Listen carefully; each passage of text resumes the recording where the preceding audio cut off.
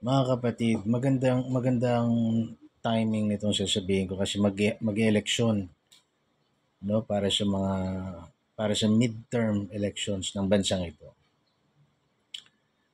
Now, isa rin ako sa mga nalulungkot sa pagpanaw ni Pope Francis, no. Pero doon sa article kasi na nabasa ko, pumanaw siya na meron lang siyang $100 or less than 90 euros. Parang ganun.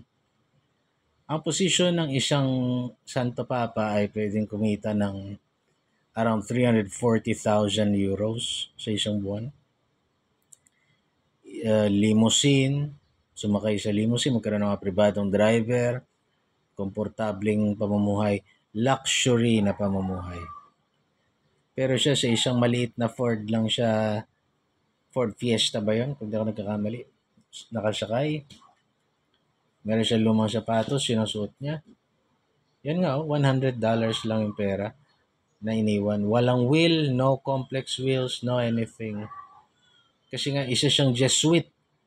Ang mga Jesuits daw ay nag-take ng vow of poverty. Ibig sabihin, talagang hindi sila marangya, hindi sila maluho. They are not into material possessions. So, ang sabi ko, ang ganda ng sinabi niya, he was a pope of heart.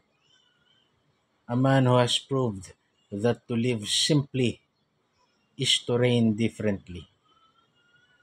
Ngayon, yung mga politiko, karamihan dyan may anak, may apo.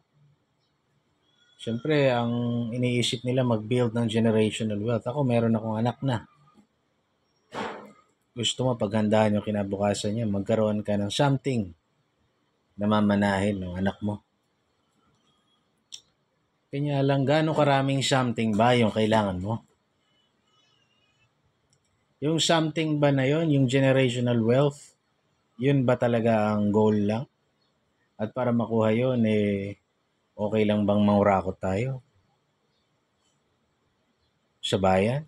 Okay lang bang mangapak tayo ng paa ng iba sa negosyo? Okay lang bang siraan natin yung ibang politiko para makuha natin yung pinakamataas na posisyon ng mga hinahangad natin? Okay lang bang hindi natin respetuhin yung iba? Okay lang bang maging buwitre tayo dahil may gusto tayong ipamana sa anak natin?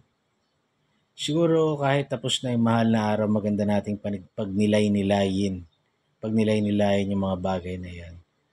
At God bless us, sana gabayan tayo sa pagboto.